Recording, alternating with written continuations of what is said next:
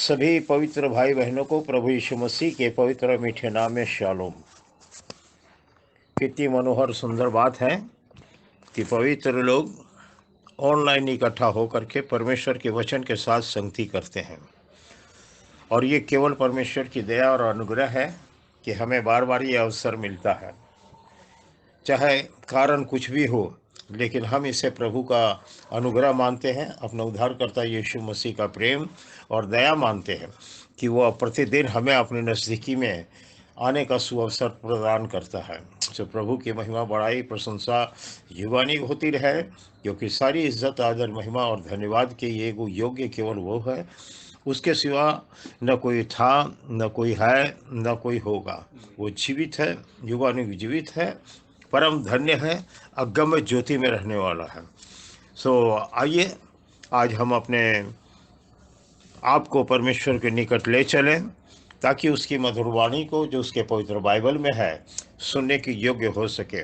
और इसलिए तन मन से प्रार्थना कीजिए कि पवित्र आत्मा की अगुवाई में हम प्रत्येक बातों को सुनना और समझना वाले हो सके। केवल इतना ही नहीं, बल्कि ग्रहण करने वाले हो सके, ताकि हमारे जीवन से आत्मिक उन्नति हो सके और हम अधिक से अधिक फल लाने वाले व्यक्ति हो सके। केवल वचन को सुनना पर्याप्त नहीं है, या एक नियम के अनुसार जमा हो जाना पर्याप्त नहीं है। सबसे बड़ी बात यह है कि जितनी भी बातें हम सुनते हैं, उसको उसी तरीके से प्रकट करना चाहिए जैसा वो है। जिस तरीके से कि हम अपने शारीरिक जीवन के लिए प्रतिदिन भोजन करते हैं, ताकि हमें काम करने की क्षमता प्राप्त हो, हम अपने जीवन में आगे को बढ़ सकें, ठीक उसी तरीके से परमेश्वर का पवित्र वचन है कि मनुष्य केवल रोटी से नहीं, वरन हर एक वचन से जो परमेश्वर के मुंह से निकलता है जीवित रहेगा। तो हमारे आत्मिक जीवन के को बचाने के लिए, उसको सुरक्षित रखने के लिए, शक्ति देने के लिए परमेश्वर का वचन बहुत ज़रूरी है। आइए हम देखेंगे इब्रानियों के पत्री, उसका 12वां अध्याय, हिब्रू चैप्टर 12, इब्रानियों के पत्री 12 अध्याय और उसके पहले पद से कुछ पद तक पढ़ेंगे। इस कारण जबकि गवाहों का ऐसा बड़ा बादल हमको घेरे हुए है, तो आओ हर एक रोकने वाली वस्तु और उलझाने वाले पाप को दूर करके वह दौड़ जिसमें हमें दौड़ना है, धीरज से दौड़ें, और विश्वास के कर्ता और सिद्ध करने वाले यीशु की ओर ताकते रहें, जिसने उस आनंद के लिए जो उसके आगे धरा था, लज्जा की कुछ चिंता ना करके क्रूस का दुख सहा और सिंहासन पर परमेश्वर के दाहिने जा बैठा। इसलिए उस पर ध्यान करो, जिसने अपने विरोध में पापियों का इतना वाद विवाद सह लिया कि तुम निराश होकर हियाव न छोड़ दो। तुमने पाप से लड़ते हुए उससे ऐसी मुठभेड़ नहीं की कि तुम्हारा लहू बहा हो। परमेश्वर की आशीष उसके पवित्र वचन के पढ़े और सुने जाने पर हो। हम थोड़ी देर के लिए इस विषय के ऊपर में ध्यान करेंगे, और हमारा आज का जो सब्जेक्ट है, या अगर इसका हम टाइटल देना चाहेंगे तो दी रेस, एक दौड़, दी रेस इंग्लिश में। हम देखेंगे आरंभ से ही क्या कैसे शुरुआत होती है। इस कारण जबकि गवाहों का ऐसा बड़ा बादल हमको घेरे हुए है, गवाहों का ऐसा बड़ा बादल। इब्रानियों 11 अध्याय में हम लोगों ने पढ़ा विश्वासी योद्धाओं के विषय में कि जगत उनके योग्य न था, वो मारे मारे फिरे, भूख और प्यास सहे, हर प्रकार की यातनाओं को सहते हुए, संकट और सकेती से निकलते हुए आगे को बढ़ते गए। बहुतों ने अपने प्राण का बलिदान कर दिया, आरे से चीरे गए, पथरवा किए गए, बंदीगृह में डाले गए। इसके बावजूद भी वो अपने विश्वास से नहीं मुड़े, और इसलिए पौलुस इनको दिखाते हुए ये कह रहा है कि जबकि गवाहों का ऐसा बड़ा बादल यीशु मसीह की गवाही के लिए हमारे पास एक दो नहीं बल्कि गवाहों का बादल है।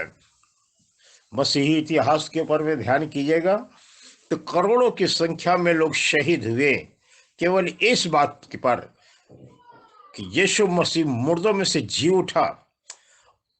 और अगर हमारा अस्तित्व प्रभु यीशु मसीह में है तो बाइबल के अनुसार जब वो जिलाया गया, जैसा कि इफिसियों के पत्री 2 अध्याय में लिखा हुआ है, हम भी उसके साथ जिलाए जा चुके हैं। लेकिन समय के पूरे होने पर इसका प्रकटीकरण होगा। और इसलिए जब गवाहों का इतना बड़ा बादल घेरे हुए है तो कहता है आओ हर एक रोकने वाली वस्तु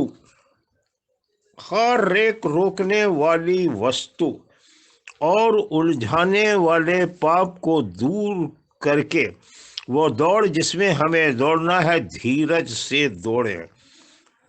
हर एक रोकने वाली वस्तु ये क्या चीज है? शायद आपको याद होगा एक समय मैंने एलिया के स्वर्गारोहण का उदाहरण देते हुए कहा था कि उसके सामने में कई एक बातें आई। नबियों के चेले भी कह रहे थे कि एलीशा तुझे मालूम है कि तेरा स्वामी तेरे पास से उठा लिए जाने पर है।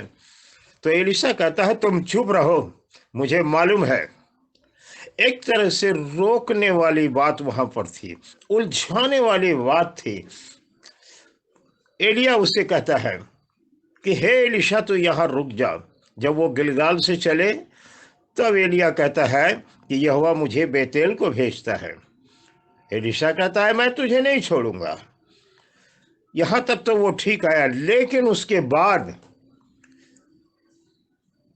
नबियों के चेलों के द्वारा उसके सामने में जो बात रखी जाती है, अगर आप इस बात पर ध्यान दें, 2 राजा के 2 अध्याय पर, तो ये रोकने वाली चीज थी। लिखा है इसलिए कि हर एक रोकने वाली वस्तु, हमारे पास रोकने वाली वस्तु कोई दूर नहीं है बल्कि वो हमारे घर में है, हमारे पास रोकने वाली वस्तु।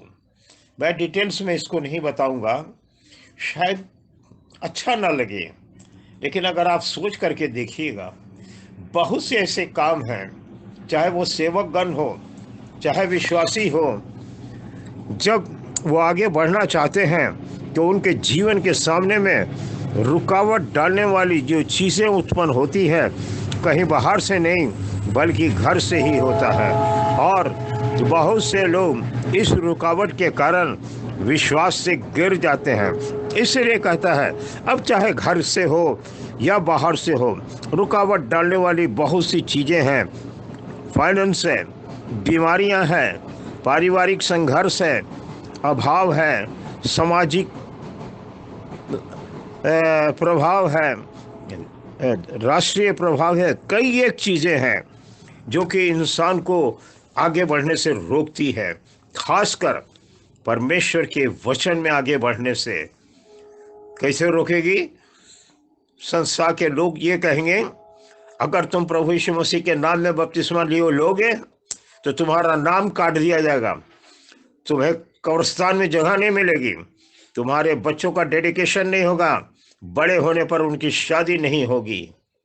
ये धमकी, रुकावट बहुत तरीके से, मैंने कहा रुकावट एक तरीके से नहीं है, बहुत तरीके से रुकावट है।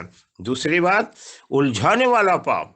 कुछ पाप ऐसे भी होते हैं जिसमें जो मकड़ी के जाल के समान मनुष्य उलझते चला जाता है, और जो जो वो अपना हाथ पैर मारता है, अपना प्रयास करता है, तो उस उलझाने वाले पाप से दूर होने के बदले उस पाप में और वो घिरता चला जाता है। आपने देखा होगा कि मकड़ी के जाल में अगर कोई कीड़ा फंसता है अब जितना वो अपना हाथ पैर चलाता है उतना ही उस मकड़ी के जाल में लिपटता चला जाता है। फाइनली आप पाइएगा कि उसकी सूखी हड्डी वहाँ पर सूखा अस्तित्व मिलेगा।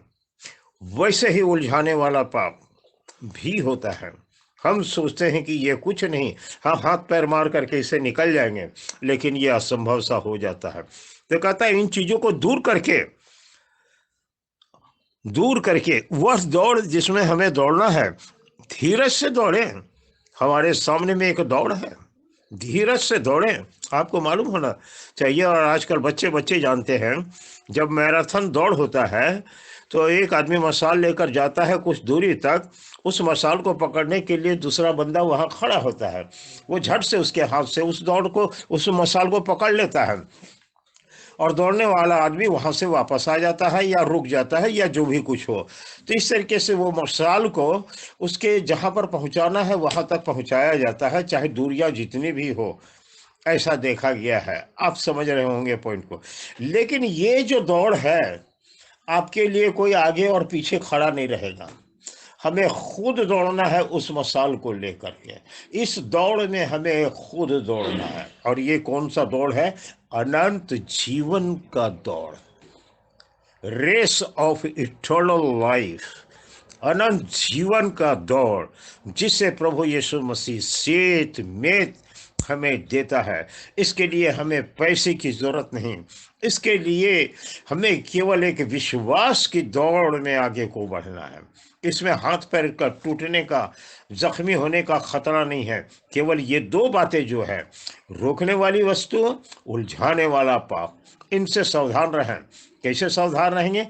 धीरज से दौड़ना है, बड़े आराम से दौड़ना है, उछल कूद करने की कोई आवश्यकता नहीं, क्योंकि हम जीवते परमेश्वर यहोवा के उपासक हैं, जो संपूर्ण विश्व ब्रह्मांड का रचयिता है, और जिसने अपना जीवित वचन हमारे अनंत जीवन के लिए दिया है। ये बहुमूल्य वचन है, और इसलिए ये वचन व्यवसाय का जरिया नहीं है। ये वचन हमारी तरक्की का जरिया नहीं है, दुनियादारी, ये हमारी प्रॉस्पेरिटी का जरिया नहीं है। ये वचन केवल हमारे अनंत जीवन का जरिया है। और वास्तव में जो अनंत जीवन के भागी बन जाते हैं, वो इस दौड़ में बड़े आराम से दौड़ते हैं। देखें पौलुस आगे को क्या कहता है। फिलिपियों के पत्री 3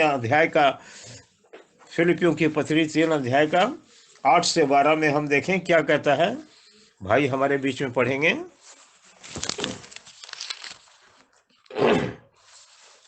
3 का 11 है। 3 का 11 8 से 12। वरन मैं अपने प्रभु मसीह यीशु की पहचान की उत्तमता के कारण सब बातों को हानि समझता हूँ, जिसके कारण मैंने सब वस्तुओं की हानि उठाई और उन्हें कूड़ा समझता हूँ, जिससे मैं मसीह को प्राप्त करूं और उसमें पाया जाऊं, ना कि अपनी उस धार्मिकता के साथ जो व्यवस्था से है, वरन उस धार्मिकता के साथ जो मसीह पर विश्वास करने के कारण है और परमेश्वर की ओर से विश्वास करने पर मिलती है, ताकि मैं उसको और उसके मृत्युंजय को प्राप्त सामर्थ को और उसके साथ दुख में सहभागी होने के मर्म को जानूं और उसकी मृत्यु की समानता को प्राप्त करूं, कि मैं किसी भी रीति से मरे हुए में से जी उठने के पद तक पहुंचूं। आगे 12 में ना 12 ये मतलब नहीं कि मैं पा चुका या सिद्ध हो चुका, पर इस पदार्थ को पकड़ने के लिए दौड़ा चला जाता हूँ, जिसके लिए मसीह यीशु ने मुझे पकड़ा था। हाँ, उस पदार्थ को पकड़ने के लिए दौड़ा चला जाता हूँ। कौन सा पदार्थ, कौन सी बात? To identify own self with the death, burial and resurrection of Christ। कहता है कि उस मसीह की मृत्यु और उसके जी उठने की सामर्थ कितनी अद्भुत बात है। और ये कैसे होता है? वरन मैं अपने प्रभु मसीह यीशु के पहचान की उत्तमता के कारण सब वस्तुओं की हानि समझता हूं। जब तक मसीह यीशु की पहचान हमारे अंदर में नहीं होगी, हम किसी भी वस्तु को इस चीज से अधिक महत्व नहीं देंगे। आप समझ गए होंगे, जब मसीह यीशु की पहचान में हम आगे को बढ़ेंगे या वास्तविक रीति से हम उसको पहचानेंगे, तब हम जानेंगे कि पृथ्वी पर की सारी चीजें निकम्मी है। और इसलिए कहता है मसीह यीशु की पहचान की उत्तमता के कारण। प्रभु यीशु मसीह ने भी चेलों से पूछा कि लोग मुझे क्या कहते हैं। हे प्रभु, कुछ लोग यिर्मयाह कहते हैं, कुछ ये कहते हैं, कुछ वो कहते हैं, कुछ कहते हैं यूहन्ना बपतिस्मा देने वाला जिसका सर काट दिया गया था वो मुर्दों में से फिर जी उठा है। प्रभु ने कहा, पर तुम क्या कहते हो बच्चों? 3 साल से मैं तुम्हारे साथ में हूं। ये तो बड़े बड़े विद्वानों की बात है, लेकिन तुम क्या कहते हो? पतरस तत्काल जवाब देता है कि जो तू जीवते परमेश्वर का पुत्र मसीह है। प्रभु यीशु मसीह ने कहा, हे शमौन योना के पुत्र, तू धन्य है, क्योंकि मांस और लहू ने तुझ पर यह बात प्रकट की, वरन मेरे पिता ने जो स्वर्ग में है ये बात तुझ पर प्रकट की है।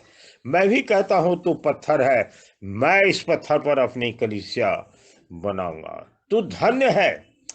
मेरे भाई और बहनों, ध्यान से सुनिए, जिन पर परमेश्वर के वचन का प्रकाशन प्रकट होता है, जो व्यक्ति सही रीति से उस प्रकाश के द्वारा, उस अनुग्रह के द्वारा यीशु मसीह को पहचानते हैं, प्रभु के शब्दों में वे धन्य कहलाते हैं। तू धन्य है, क्योंकि मांस और लहू ने नहीं। मांस और लहू का मतलब ये होता है बूचड़ खाने में जो मांस और यह जमा किया हुआ खून जो बहता है वो नहीं। यह है ह्यूमन बीइंग, मनुष्य ने नहीं, वरन मेरे पिता ने जो स्वर्ग में है। वो अनादि अनंत आत्मा ने, मनुष्य ने नहीं, उस अनादि अनंत आत्मा ने जिसने सारी सृष्टि की रचना की, उसने ये बात तुझ पर प्रकट की। और इसी बात को पौलुस भी कहता है कि भाइयों, ये सुसमाचार जो मैंने तुमको सुनाया, ये मनुष्य की ओर से मुझे नहीं मिला, वरन ये मुझे यीशु मसीह के प्रकाश से मिला। पौलुस भी इसी बात को प्रमाणित कर रहा है। तो गॉस्पल, सुसमाचार, सेमिनरी में सीखने के जरिए से हासिल नहीं हो सकता है, या आप घर के कोने में बैठ जाए और सीखने की कोशिश करें, हासिल नहीं होगा। या गूगल में ढूंढ के आप निकाल लें, हासिल नहीं होगा। हासिल प्राप्त करने का जरिया केवल एक है, उस यहोवा परमेश्वर की तरफ अपनी दृष्टि को उठाएं। वो अपने अनुग्रह के द्वारा, अपने पवित्र आत्मा के सामर्थ्य के द्वारा वो प्रकाश देगा। पौलुस कहता है, ये सुसमाचार मैंने यीशु मसीह के प्रकाश से प्राप्त किया है, मांस और लहू ने नहीं। अरे पौलुस भाई, आप तो गमलीएल के कदमों में पढ़े हैं, वो तो बहुत बड़ा विद्वान था पृथ्वी का, और आप तो इस काबिल व्यक्ति थे। आपको तो यहूदियों के हिसाब से महायाजक होने के आपके पास योग्यता थी, या आधुनिक शब्दों में कहें आप तो पोप होने के लायक थे। लेकिन पौलुस कहता है, मैं इन चीज़ों को मसीह के पहचान के कारण मैं अपनी डिग्री डिप्लोमा को कूड़ा करकट समझता हूँ, जबकि आज वर्तमान समय के लोग इन्हीं बातों के ऊपर में दीवाने हैं। इसी बात को वो प्रायोरिटी देते हैं। मैं तो वहाँ से सेमिनरी किया हूँ, मैं इंग्लैंड रिटर्न हूँ, अमेरिका रिटर्न हूँ, और मेरे सामने कौन क्या कहता है। एक दफ़ा इसी तरीके से मेरे सामने में एंग्लिकन चर्च के एक मिलिट्री के रिटायर्ड ऑफिसर ने यही बात कही, तुम लड़के हो, तुम मुझे क्या सिखाओगे, हम हाई चर्च को बिलोंग करते हैं। हाँ, मैं ताजुब किया, मुझे उतना समझ में नहीं आया। बाद में सोचने लगा, भैया ये हाई चर्च और लो चर्च क्या होता है। ओहो, अब समझा, ये जो एंग्लिकन चर्च है ये रिफॉर्म रोमन कैथोलिक चर्च है, यानी मूर्ति पूजक हैं। तो ये मूर्ति पूजक अपने को हाई चर्च बोलते हैं, और आज भी पृथ्वी पर के जितने मूर्ति पूजक और दुष्टात्माओं को मानने वाले हैं वो अपने को सर्वोच्च समझते हैं। हमें नीच समझते हैं। यही कारण है ट्रिबुलेशन पीरियड आरंभ में हुआ, मसीहों पर क्लेश आरंभ में हुआ, मसीहों पर क्लेश अब भी हो रहा है, और ये तब तक होता रहेगा जब तक मसीह यीशु की पवित्र प्रजा, उसके दूल्हे, उसकी कलीसिया इस पृथ्वी के ऊपर में है।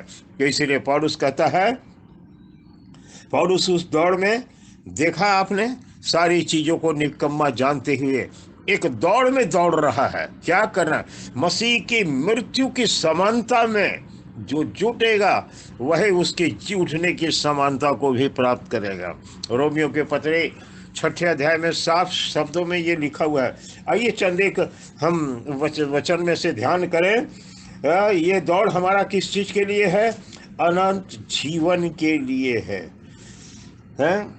ये दौड़ हमारा क्या है? अनंत जीवन के लिए है।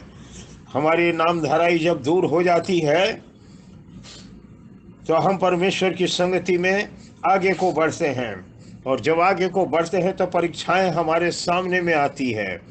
और जिस तरीके से प्रभु यीशु मसीह पवित्र यरदन नदी में बपतिस्मा के बाद पवित्र आत्मा से परिपूर्ण होकर के जंगल में गया, और आगे को पढ़िएगा तो वो जब लौटा तो पवित्र आत्मा की सामर्थ से भर कर लौटा। देखिए, दो बात है, पवित्र आत्मा से परिपूर्ण होना एक अलग चीज है, और पवित्र आत्मा की सामर्थ से परिपूर्ण होना एक अलग चीज है। भर कर तो वो गया, लेकिन 40 दिन रात उसकी परीक्षा होती रही, और वो सारे परीक्षा में वो सफल हो गया, और सफल हुआ तो उसको वो सर्टिफिकेट मिला, उसको वो नाम मिला जो सब नामों में श्रेष्ठ है, कि हर एक घुटना यीशु मसीह के आगे झुकेगा, क्योंकि वही एक व्यक्ति था जो सारी परीक्षाओं में सफल हुआ। और वो हमारी भी मदद करता है जिनकी परीक्षा होती है। और इसीलिए पौलुस कहता है हमें उस दौड़ में धीरज से दौड़ना है, उतावली करके नहीं, कि उतावली करके हम प्रचारक बन जाएं, उतावली करके हम ये सीख जाएं, उतावली करके हम कलीसिया को स्थापित कर लें। नहीं, बड़ी त्याग और कुर्बानी, सहनशीलता और धीरज को धारण करते हुए, परमेश्वर के वचन पर 100% विश्वास रखते हुए, पॉजिटिव मानते हुए, कष्टों में स्थिर रहते हुए हम आगे को बढ़ते चले जाएं तो जीवन के मुकुट को प्राप्त करेंगे।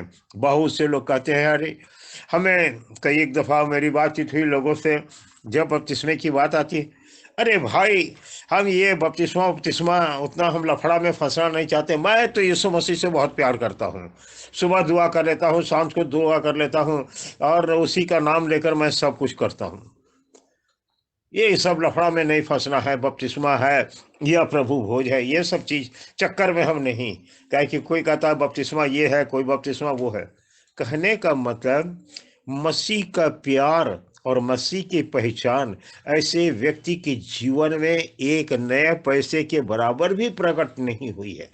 जब वो मसीह की पहचान, जैसा पौलुस कहता है, मसीह की पहचान की उत्तमता के कारण मैं सारी चीजों की हानि उठाता हूँ। मेरे लिए कोई दुनिया की चीज लाभ की नहीं है, कूड़ा करकट है मेरी सारी डिग्री डिप्लोमा। आज लोग डिग्री डिप्लोमा के लिए प्रयत्नशील है, किसी तरीके से चले जाए अमेरिका, डॉक्टरेट की डिग्री लग जाए तो मेरे नाम के आगे पीछे right reverend doctor so and so लग जाए। मेरे भाइयों बहनों, ये राइट रेवरेंड डॉक्टर ये बाइबल की तरफ से दी गई डिग्री नहीं है। बाइबल के तरफ से डिग्री यह है, भजन संहिता 50 के 5 में लिखा है, मेरे भक्तों को मेरे पास इकट्ठा करो जिन्होंने बलिदान चढ़ाकर मुझसे वाचा बांधी है। और ये वाचा बांधने वाला व्यक्ति अपने आप को कुर्बान करते हुए परमेश्वर की सेवा करेगा। याकूब के पत्र 3 अध्याय का 14 पद में जो ज्ञान, जो डिग्री उनको मिलता है वो है, वहां पर आप पढ़ लीजिएगा आराम से। आइए थोड़ी बातों को और हम देखें। इफिसियों की पत्री 6 अध्याय का 10 से 18 क्या लिखा हुआ है? इफिसियों की पत्री 6 अध्याय का 10 से 18 इसी दौड़ के विषय में, इसी संघर्ष और युद्ध के विषय में पौलुस हमें प्रोत्साहित करता है। इसलिए हमें निराश होने की कोई जरूरत नहीं है। हाँ, हर समय और हर प्रकार से आत्मा में प्रार्थना और विनती करते रहो, हाँ, और इसीलिए जागते रहो कि सब पवित्र लोगों के लिए लगातार विनती किया करो। 18 18 तक, 10 से 18 तक। सॉरी। इसलिए प्रभु में और उसकी शक्ति के प्रभाव में बलवंत बनो, परमेश्वर के सारे हथियार बांध लो कि तुम शैतान की युक्तियों के सामने खड़े रह सको, क्योंकि हमारा यह मल्लयुद्ध लहू और मांस से नहीं, परंतु प्रधानों से और अधिकारियों से और इस संसार के अंधकार के हाकिमों से और दुष्टता की आत्मिक सेनाओं से है जो आकाश में है। इसलिए परमेश्वर के सारे हथियार बांध लो कि तुम बुरे दिन में सामना कर सको और सब कुछ पूरा करके इससे रह सको। इसलिए सत्य से अपनी कमर कसकर और धार्मिकता के झिलम पहनकर और पांवों में मेल के सुसमाचार की तैयारी के जूते पहनकर और इन सब के साथ विश्वास की ढाल लेकर स्थिर रहो, जिससे तुम उस दुष्ट के सब जलते हुए तीरों को बुझा सको, और उद्धार का टोप और आत्मा की तलवार जो परमेश्वर का वचन है ले लो। हर समय और हर प्रकार से आत्मा में प्रार्थना और विनती करते रहो, और इसी लिए जागते रहो कि सब पवित्र लोगों के लिए लगातार विनती किया करो। आमीन। प्रभु के आशीष हो इस वचन के लिए। ये दौड़ एक संघर्ष के समान है, और संघर्ष में हमको पूरे हथियार से सुसज्जित होना चाहिए, जैसा कि अभी इफिसियों की पत्री में हम लोगों ने पढ़ा है। अगर ये पूरे हथियार हमारे साथ नहीं है तो अंधकार, प्रभु यीशु मसीह ने कहा हमें अपना काम दिन ही दिन कर लेना है, क्योंकि एक ऐसा वक्त आएगा, अंधकार का समय आएगा जिसमें कि हम कोई काम नहीं कर सकेंगे। लेकिन उसको मालूम है कि इस अंधकार की शक्तियाँ ख़त्म नहीं हो गई है। अंधकार की शक्तियाँ तब तक कायम रहेगी जब तक परमेश्वर के पवित्र लोगों का अस्तित्व यहाँ पर है। जब उसका समय आएगा तो परमेश्वर खुद उसको नाश करेगा। सो प्यारे भाई और बहनों, हम एक संघर्ष में हैं, एक दौड़ में हैं। इस दौड़ के लिए हमें एक एथलेटिक्स के समान, एक योद्धा के समान अपने को तैयार करने की आवश्यकता है। स्वर्गारोहण शब्द का प्रचार खूब किया जा रहा है, जिसको हिंदी इंग्लिश में कहते हैं रैप्चर रैप्चर रैप्चर। लेकिन रैप्चर क्या चीज़ है? रैप्चर की शुरुआत हमारे जीवन में होनी चाहिए। भजन संहिता में लिखा है 91 के आखिरी पद में, मैं उसे दीर्घायु से तृप्त करूंगा और अपने किए हुए उद्धार का दर्शन दिखाऊंगा। आज हर एक विश्वासी को अपने उद्धार का दर्शन मालूम होना चाहिए। हमारा स्थान कहाँ पर है? आज जरूरत इस बात की है, आवश्यकता इस बात की है कि हम परमेश्वर के पवित्र वचन में अपना स्थान देखें। क्या, जैसा कि हम लोग गाते हैं इंग्लिश में, visions of rapture burst on my sight, what a foretaste of glory divine. क्या ये हमारे निगाहों के सामने में है? क्या हम इस बात से आश्वस्त हैं कि वास्तव में हम अपने को विश्वासी कहलाते हैं? भाइयों बहनों, बोर्ड माथे पर या पीठ पर टांग लेने से हम विश्वासी नहीं कहलाते हैं। विश्वासी एक जीवन है, और ये जीवन है परमेश्वर का जीवन। और जो परमेश्वर का जीवन है तो ये अनंत जीवन है। ये अनंत जीवन किसी तरीके से, किसी भी कीमत पर, किसी भी परिस्थिति में नाश नहीं हो सकता। शरीर के इस प्रकार के नाश हो जाने के बाद भी अंत में मैं अपने उद्धारकर्ता का दर्शन करूंगा, क्योंकि मैं जानता हूं कि मेरा छुटकारा देने वाला जीवित है। अय्यूब का ये दर्शन था, उसने ये देखा, अपने ट्रांसफॉर्म्ड बॉडी को देखा, अपने ये कैंसर से या किसी भी बीमारी से, घाव से पीड़ित देह में तो था, लेकिन उसी वक्त परमेश्वर के अनुग्रह के द्वारा ये उस डायमेंशन में अपने आप को देख रहा है। जो प्रभु के लोग, आज हम और आप जो आशा लगाए हुए हैं कि हमारी देह का परिवर्तन होगा, हमारी दिनहीन दशा बदल जाएगी और महिमा के अनुकूल स्थिति में हम प्रवेश कर जाएंगे। क्या ही मनोहर बात है परमेश्वर के इस वचन में। हमारे लिए तो आशा है, जगत आशाहीन है।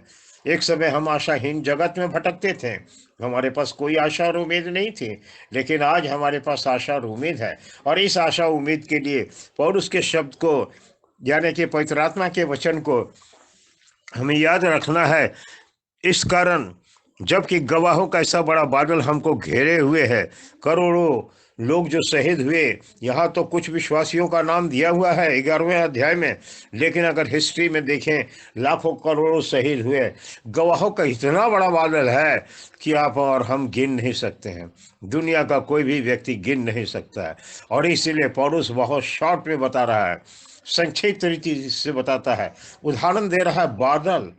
पूरा बरसात के दिन में अगर बादल देखिएगा तो लोग कहते हैं कि अब बारिश होगी, क्योंकि बादल संपूर्ण रीति से घिरा हुआ है।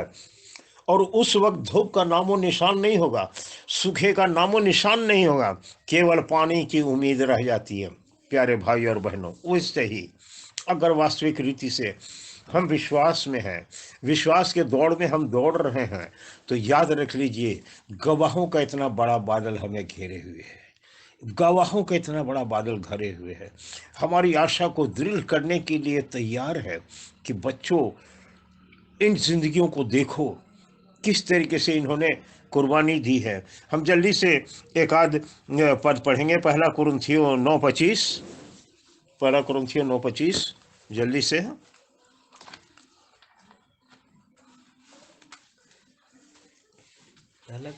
हाँ, पहला कुरिन्थियों 9:25। हर एक पहलवान सब प्रकार का संयम करता है, वो तो एक मुरझाने वाले मुकुट को पाने के लिए ये सब करते हैं, परंतु हम तो उस मुकुट के लिए करते हैं जो मुरझाने का नहीं। आमीन। पहलवान, एथलेटिक लोग, दौड़ने वाले लोग, कुश्ती लड़ने वाले लोग, खेलने वाले लोग एक मुकुट के लिए वो संघर्ष करते हैं, रात दिन परिश्रम करते हैं, जिनका मुकुट आज है और कल नहीं, मुरझा जाएगा, खत्म हो जाएगा, कोई वैल्यू नहीं रह जाएगा। लेकिन हम एक ऐसे योद्धा के समान हैं, हम एक ऐसे दौड़ में दौड़ रहे हैं, हमें एक ऐसा मुकुट मिलेगा, और वो है आनंद जीवन का आश्वासन। वो वास्तविक रीति से आनंद जीवन में हम प्रवेश करेंगे। यही होगा हमारे लिए मुकुट, सबसे बड़ी चीज है। और इसलिए मैं बार बार इस बात को दोहराता हूँ जो यूहन्ना 17:3 में लिखा हुआ है कि अनंत जीवन ये है कि वे तुझ अद्वैत परमेश्वर को और यीशु मसीह को जिसे तूने भेजा है जाने, हम उसको जाने, उसके पहचाने। और इसीलिए पौलुस कहता है उसकी पहचान की उत्तमता के कारण, जब तक हम पहचानेंगे नहीं लोगों के कहने पर कि यीशु मसीह मुक्तिदाता है, नहीं, व्यक्तिगत रीति से हमें यह अनुभव होना चाहिए कि वास्तव में मेरे गुनाहों की खातिर उसने कलवरी के स्टारस पर, सलीब पर अपनी प्राण को बलिदान करके हमारे लिए छुटकारे का प्रबंध कर दिया। और छुटकारे का प्रबंध का संदेश पेंतीकोस्त के दिन से शुरू हुआ। हम आगे को जरा सा देखें, एक दो पद, दूसरा तीमुथियुस 4:8, बहुत जल्दी जल्दी देख लें। दूसरा तीमुथियुस 4:8। भविष्य में मेरे लिए धार्मिकता का वह मुकुट रखा हुआ है, जिसे प्रभु जो धर्मी और न्यायी है मुझे उस दिन देगा, और मुझे ही नहीं वरन उन सबको भी जो उसके प्रकट होने को प्रिय जानते हैं। जो ये विश्वास करते हैं कि प्रभु यीशु मसीह आने वाला है, प्रकट होने वाला है, जो प्रिय जानते हैं, इंतजार कर रहे हैं। और इंतजार करने वाला आपको मालूम होना चाहिए पूरी तैयारी के साथ दरवाजे के सामने में खड़ा होकर इंतजार करता है कि मेरा प्रभु आने वाला है, मुझे अपने बाहों में ले जाएगा, अपने सामर्थी हाथों से मुझे पकड़ लेगा और ले करके चला जाएगा। एलिया चलता रहा, एलिशा से कहा, हे एलिशा, मैं वो सारी डिटेल्स में नहीं जाऊंगा। जब ये दोनों जा रहे थे, अग्निमय रथ आया, दोनों को अलग कर दिया और एलिया उठा लिया गया। मेरे भाई और बहनों, उसी तरीके से हम जीवन के सफर में दुनिया के लोगों के साथ, परिवार के प्रियजनों के साथ चलते तो रहेंगे, लेकिन एक वक्त आएगा जो पवित्र आत्मा से परिपूर्ण व्यक्ति है वो उठा लिया जाएगा, कोई उसे रोक नहीं सकेगा। और इसलिए उस उलझाने वाले पाप को दूर करके, रुकावट को दूर करके हम उस दौड़ में दौड़ें। दौड़ बड़ा आसान है। पश्चाताप करो, अपने पापों से मन फिराओ, पश्चाताप करो और यीशु के लहू पर विश्वास करो। अपने पापों के मोचन के लिए प्रभु यीशु मसीह के नाम में बपतिस्मा लो, तब तुम पवित्र आत्मा का दान पाओगे।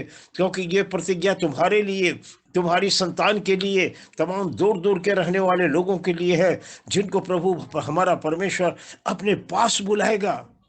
दौड़ते चले आओ मेरे बच्चे मेरे पास।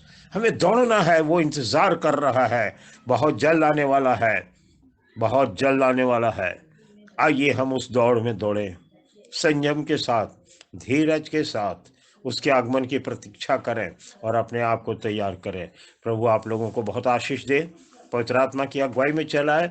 हर एक बातों को बाइबल से जांचिए, समझिए और प्रभु आपकी मदद करेगा। यीशु मसीह का सार शालोम आप सबके साथ निरंतर बना रहे। धन्यवाद।